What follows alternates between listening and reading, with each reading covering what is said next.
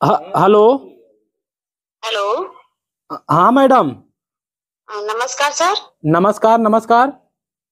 Sir बम बहादुर से बात हो रही है। हाँ हाँ मैडम, हम बहादुर बोलते हैं। सर मैं एयरटेल कंपनी से बोल रही हूँ। अच्छा मैडम। आपका आउट गोइंग मतलब खत्म हो चुकी है, जी मैडम। तो उसको रिचार्ज करवा लीजिए। हाँ मैडम, रिचार्ज वाद करावे रहन, लेकिन मैडम अबे हमारे लगा पैसा ना है ना। हाँ जी। तो मैडम कल ही हम गए रहे लेबर चौक पे दिहाड़ी करे।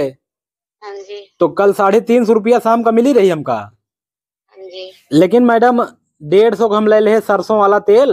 घर अब तेल ना रहन सरसों के। और ओकरी बाद मेहररुआ बहुत भुनभुनात रही। तो 120 रुपया फेयर लवली क्रीम ले ले मैडम। तो 80 रुपया हमारे लगे बची है मैडम।